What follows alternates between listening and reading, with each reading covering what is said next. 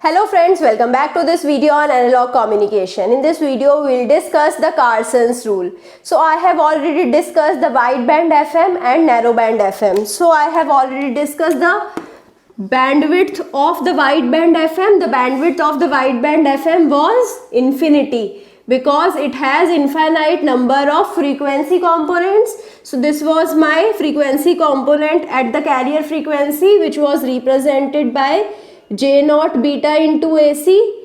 So after that we have omega C plus omega m and omega C minus omega m. So this is omega, and now after that omega C plus 2 omega m. This is J1 beta into AC. This was J2 beta into AC. Similarly, I'll get J3 beta into AC and so on up to infinity. Similarly, here also I'll get the infinite number of sidebands. So the values are J minus 1 beta into AC, J minus 2 beta AC, J minus 3 beta into AC and so on.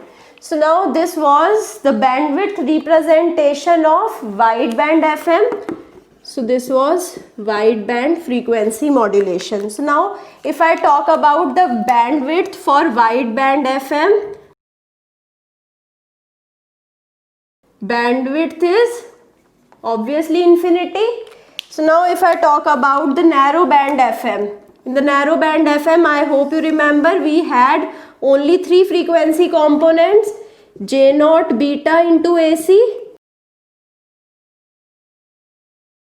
J1 beta into AC and J minus 1 beta into AC. So this was at omega C, this was omega C plus omega m, and this was omega C minus omega m, and this is omega. So this was my narrow band FM. So now from here I can say the bandwidth of the narrow band FM is, the bandwidth is equal to 2 FM. So now if I take, this was only one side component. So here I had only one side band. So this was the carrier frequency. This frequency does not carry any information. This frequency carries information and this frequency carries information, and this is the counterpart of this information only. So here we have just one sideband.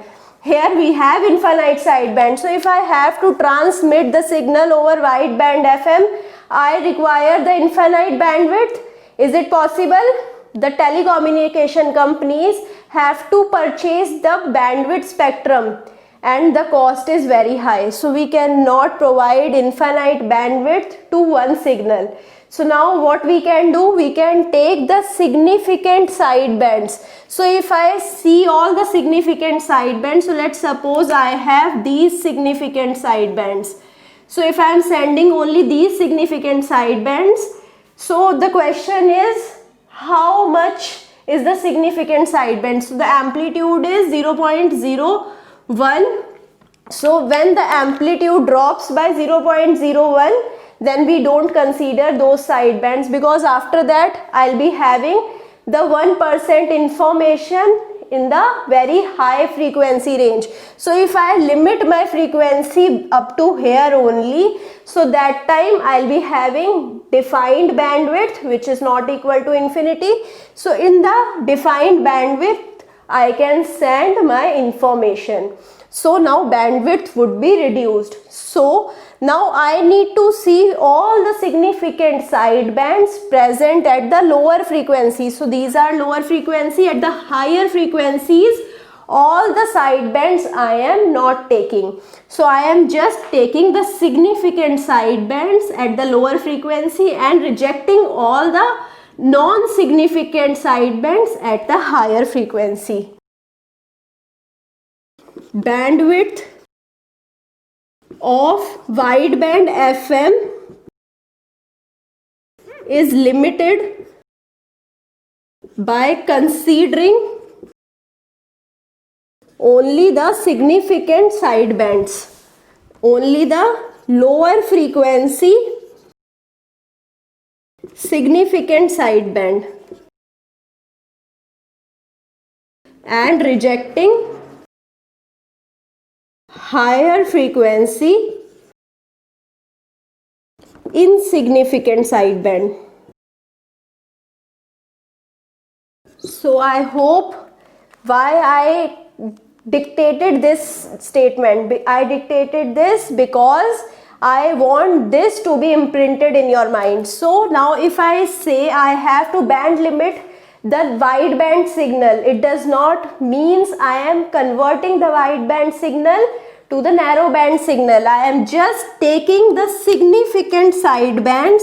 So here I am taking all of these significant sidebands which are at lower frequency, and I am rejecting the higher frequency insignificant sidebands. So whenever I'll reject all of the sidebands which are insignificant, I'll get the band limited wideband frequency modulated signal. That is what we require.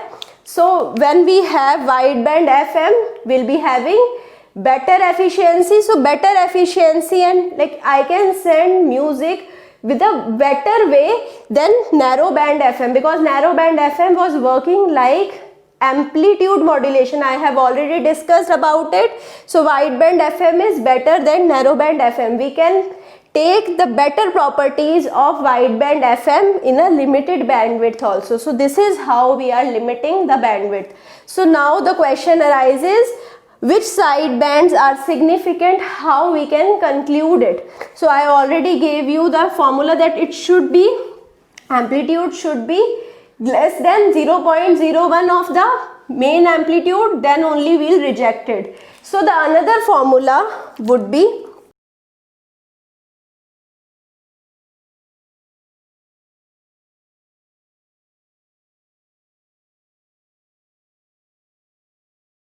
so if I am considering the modulation index beta, so the sidebands of the order beta plus 1 are called my significant sidebands. So whatever be my modulation index, I'll be having sidebands according to my modulation index. So let's suppose I have this, here I had only one sideband, so the bandwidth was 2 FM. So let's suppose here I have two sidebands. So this is my second order. So in the second order system, so I'll be having two sidebands, and the bandwidth is represented as 2 into the bandwidth here. So the bandwidth here would be twice, because it is omega c plus omega m, it would be omega c plus twice of omega m. So bandwidth would be twice into 2 of FM. So now bandwidth here would be 4 of FM. Similarly, if I take the third order system, so for third order, how many sidebands would be there? So here I'll be having 3 sidebands. So according to the third order system, the bandwidth would be 3 into twice of FM. So here bandwidth would be 6 of FM. So now if I consider the beta plus 1 order sideband, so when I consider beta plus 1, so beta plus 1 order would contain bandwidth is equal to beta plus 1 into twice of FM. So this is the Carson's rule.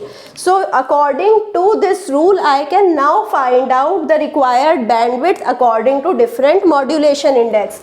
So now I can represent beta as delta F upon FM plus 1 into twice of FM. Now I can multiply FM inside. So I'll be having delta F plus FM into 2. So this is the required bandwidth. So from the first video I am saying the bandwidth of the FM is twice into delta F plus FM. This came from the Carson's rule only. So now here if I conclude that if my beta is very less, so if the modulation index is less, that time I'll be having less order, so beta plus 1 would be less, so now bandwidth would be less. So when beta plus 1 would be high, if I have higher modulation index, so that time the bandwidth would be high. So this is how we can adjust our modulation index in accordance to the specified bandwidth. So if I have some given bandwidth and if I have to send the signal over the specified bandwidth only, so what I'll do, I'll change my modulation index beta. So when I change my modulation index beta, I can make my signal compatible to the transmission according to transmission into this channel. So now I'll be concluding my session here. I hope you understood the Carson's rule. If you still have any doubt, you can put the doubt in the comment box and I'll try to resolve it as soon as possible. I hope you like this video. If you like it, share it with your friends, subscribe the channel and push the like button. Thank you.